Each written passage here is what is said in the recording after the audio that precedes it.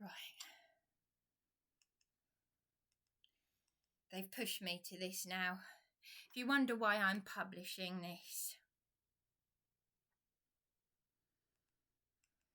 find out in a minute. You'll find out in a minute.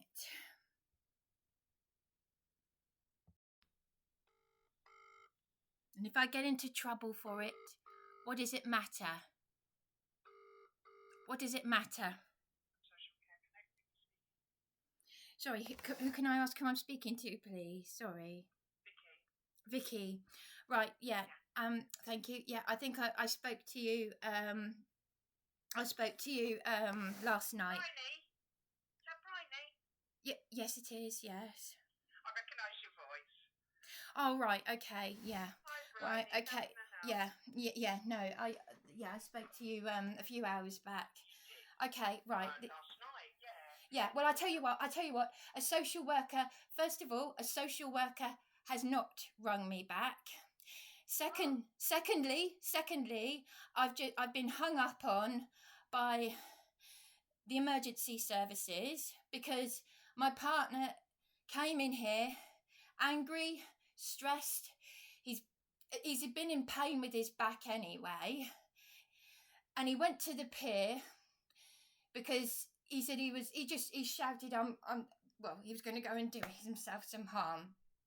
So he's gone onto the PIER. He's gone onto the PIER suicidal. It's pouring with rain out there. Then he said he was going to go down by the sea.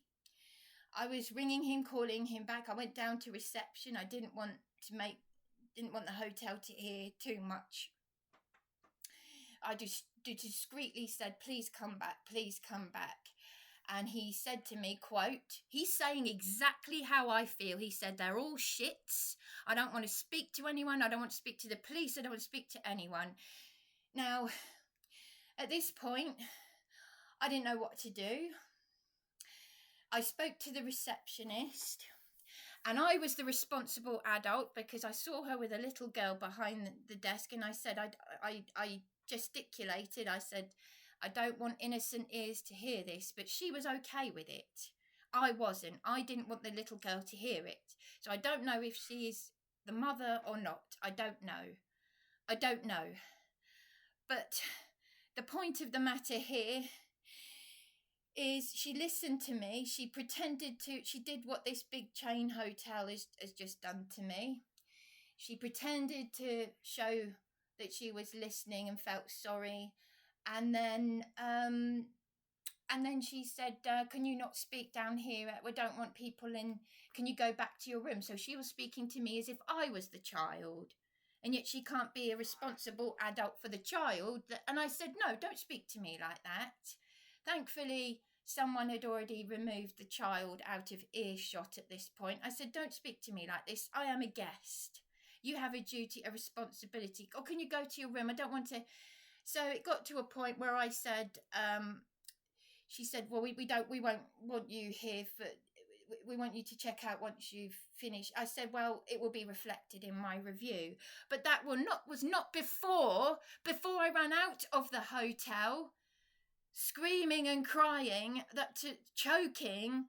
I said, I still don't know how my father died 2 years ago. All these things are upsetting me. And this is supposed to be the time of year that people go on about, showing goodwill and all that rubbish. But my legal representative has let me down. The Triage Mental Health has let me down. They spoke to the manageress of my paralegal, saying she should not be left with nowhere to go, and I have. So as a vulnerable adult, there's no safeguarding. Right. I've had enough of the lies. So I haven't had a social worker ring me back. Sorry to interrupt you, Bridie. I was just reading, because I sent that referral this morning at 10 to 6. The duty social worker did try and call back not long after that, but there was no answer. And I'm just letting you know what they did. And so it was supposed to be, and it was passed to the day team to attempt further calls. So you haven't received those further calls? No, I haven't. No. Okay, so I will have to pass it over to the duty social worker, okay, and ask her to call you. But I haven't told you. I still haven't told you the rest of it yet. Yeah. Okay. Sorry. I am listening. That's what I'm trying to tell you, Bridie. Okay. Sorry. Okay. Is that I'm Okay. a call handler and that you need to talk to a social worker who, you know, can actually answer your questions and is trained to speak with you and be able to answer. So that's what I'm going to do, is I request an urgent call back to you. But let me just tell you something here. Let me just tell you something. I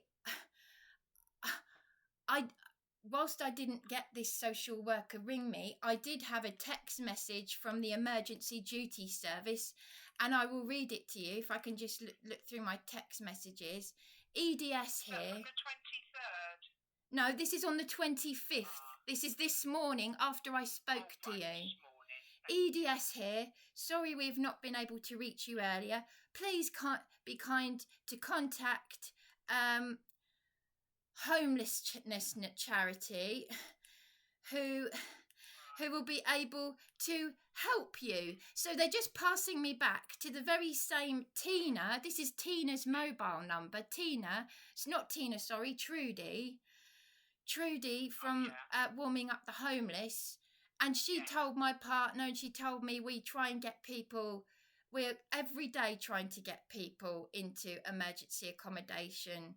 So they are still failing their duty.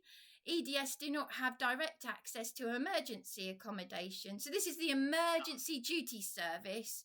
The only option is for you to contact the homeless charity who will advise you further. Best wishes, EDS. That's all I've had. And I tell you what, that is what has pushed me and Darren into saying, because we haven't even had a mental breakdown yet. Believe it or not, this is us being calm with everything that we have been put through, the torture, the physical and mental torture, and the homelessness and the messing round and the false offers of help and being hung up on. I was hung up on by 999 a little while ago, and I tell you what, I don't want to put any more pressure on my partner, because he's now gonna have a bath. He doesn't want to talk to anyone, but I can tell you now, he is feeling just as suicidal as I am. I am so anxious. I've got no one to turn to. I rang his father. I haven't spoken to his parents. I hardly know them. And I left a voice message because they don't get it, because they're of a certain age where they just don't understand what I have been through and what my partner has been through, because they're of a certain age where they believe all the lies that I once believed, okay? But we have had enough. We have had enough of being abused. Both of us have been pushed to these suicidal feelings. Now, I'm the one who, I am the one who should be trying to kill myself right now. I've got medication that I could take up those cliffs. No one will do anything at a basic level. So can I just remind you, I'm a call handler. I'm not trained in what you're talking about right now, okay? And that's why I want to call you. I know, I'm used to hearing this. I know, you don't need to tell me that. The hotel started saying we're not. I'm an intelligent woman. Okay? I know that. I need to get them to call you, because you're going to have to explain all this again to them. Do you understand? So we pass the message on for a call, and that's exactly what I'm going to do right now, okay? And that's what I'm going to do. That's all I can do right now. And I'm listening to you, and I've taken everything down, and I'm going to pass that over to them and ask that they give you an urgent call back. Listen to me, I have just had a Tina ask my name and then keep repeating it, which is exactly what my partner Darren asked the paramedics not to do. How would you like it if someone kept saying Vicky, Vicky, Vicky, Vicky, Vicky, Vicky, Vicky? It's very patronising, isn't it? Don't you think it's very patronising when someone keeps saying your name? No, not you. No, not you. What I'm going to do Not you. I'm just giving you an example of what someone else has been doing. No one is, and they have hung up on a woman who is in distress, who has reported that her partner is on the pier and going to suicide. So we are being pushed and pushed. That listen, Vicky, it wouldn't take much. Your colleague Nikki hung up on me at 2:30 in the morning because she asked me, am I... Listen, I have been pushed now to do something that I don't want to do, and I'm not going to tell you what I'm doing right now, but I am being... Riley, as I've told you, I am a call handler. I am not trained.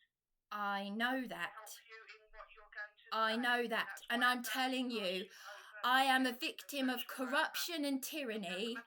And all these, I have been hung up on by 999. People are lying here, left, right and centre. They are refusing to lift a little finger to do a little thing for me and Darren. Let me do this for you, though. I can't do anything for you. I'm just telling you that I am just letting you know, an FYI, that at 2:30 in the morning, your colleague, with no prompting, hung up on me when I very politely said I have an urgent message to pass on to Sarah from Adult Social Care, who left her job, said that if the flat that she showed me was unsuitable, she'd help me. She's left her job. I don't know how the care coordinator was sacked. This is ongoing. Well, like I say, I'm going to pass this over to the duty social worker now, okay? And as soon as I come off the phone from you, that's exactly what I'm going to do. So I'm not. So Vicky, can you actually confirm now that a social worker is actually going to ring me and not just send me a text message? I am going to request that. Obviously, as you know, as I've told you this morning, they cover the whole of East Sussex, so they could be on an assessment. I can't tell exactly where they are right now, but what I do is I send it straight over to them via email and to their phone, and that's what I would request. Because at this rate, with the way the hotel have just treated me, I've said to them, well, if you end up with a guest who has suicided, then you'll have a problem on your hands. Good night. So there you go. That is where we're at. Me and Darren are at close to breaking point. He could have jumped off the pier a while ago. Yesterday, I was going to go up to Beachy Head with my metazepam and take the lot. This is what these failings are doing. These willful medical negligence and negligence from Adult Social Care, where your colleagues are hanging up, where 999. As I told you, I spent 2 whole nights being abused in A&E in Brighton. And the reason why they took me to Brighton was because I was very badly beaten by the police in A&E. Yeah.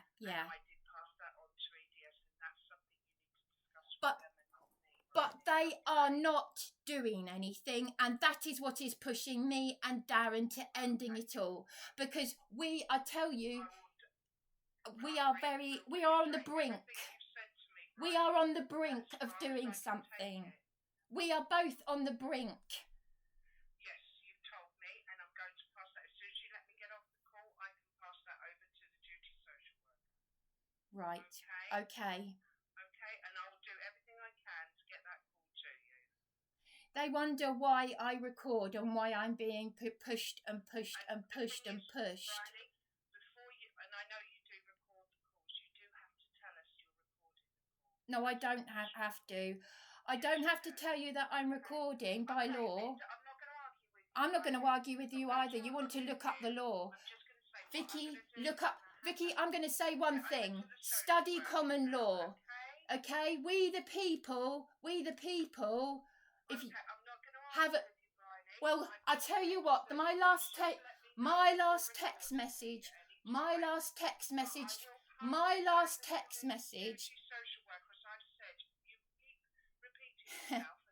I know. and I will tell them again. But if you let me get off the phone, the sooner I can get a social worker to call you and help you. My last text message on Friday before everything closed down was, well, thanks for nothing. Hope someone else does the same for you in crisis. Those were... That this morning. Yeah. You told me that this morning, and Yeah. I did document Well, that. you've heard it then. You've heard it. You've heard it. Okay. So you have a duty. Everything you've told me, I Right. document and send to the social. And I tell you what, if you've got... I will do right now. I'll tell you what, your colleague, I didn't record your colleague, but she obviously has something to hide if she hung up on me after asking me, am I recording? So that's not something I can comment on because I wasn't. No. Well, I tell you what, it's your attitudes are what push people like decent people like me and Darren to topping ourselves. I wouldn't be here if it wasn't for my partner, and they've used him as a scapegoat. They've scapegoated him. I'm going to end the call now. Vicky, I am going to end the call now, and be sure, just be hopeful that I haven't ended my life. Goodbye, Vicky. Goodbye. Goodbye, Vicky. So, this is the first time I have ever published a very, very distressing conversation. I say published. I've recorded distressing conversations where I could have been very close to having a heart attack and collapsing because I've been attacked in council accommodation, and that's what they're trying to cover up. So do with this what you will. Because me and my partner was on the pier just now, in the pouring rain, in a pair of shorts. I said I was worried about him because what's he doing wearing shorts in December? And he was soaked to the skin.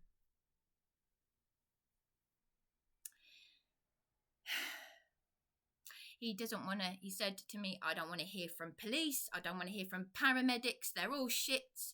Darren has done everything he can to help me. And you lot out there, because I know you're watching me, Councillor Josh Babarundi, you've all been very, very dishonest. I filled out an online application and you did not respond to it. These politicians are oligarchs. They are not serving the people. And I tell you, we are very close. So I was the responsible adult because I did not want that little girl to hear what I was saying. And I don't know if it was her mother, but she wasn't taking responsibility. She was telling me to go to my room, but she wasn't taking care of the child. How dare she speak to a guest like that? How dare she speak to a paying guest like that? Couldn't even get me. I asked for another. I said, right, I'm not treating you like you're a hospital. Although they're going to see more of this in the future because there's been an increase in homeless families in the UK, including homeless UK children. I have just asked for an extra pillow and they said they didn't have any more. I said 2 pillows. We've only got 1 left and it's paper thin. So this is how you get treated. I've spent a small fortune in these hotels. I've spent thousands of pounds. And even my legal representative expected me to go to, she expected me to, do you know what? All they put on the system is be careful, she's recording. By law, I can record. It's only if I publish it. Now, this is the first time in a long time that I have published a distressing call. And when I say distressing, this is not the sort of thing. But the whole point of this is because no one is doing anything. So it's in public interest. All I got was a text message from Emergency Duty Service saying, putting me back on the revolving door and giving me Trudy's phone number. Trudy from Warming Up the Homeless.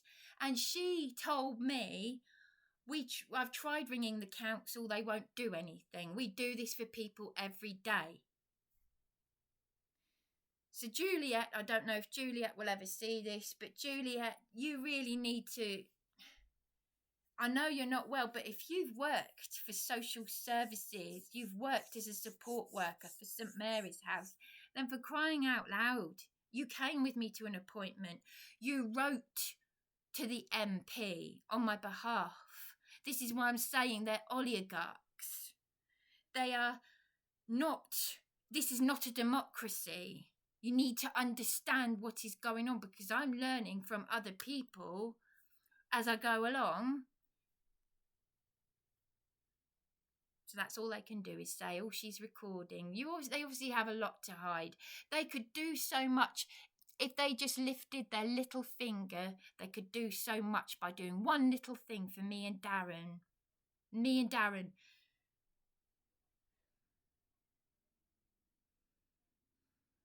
We've given ourselves to Abba Yahweh. We've given ourselves to Yeshua.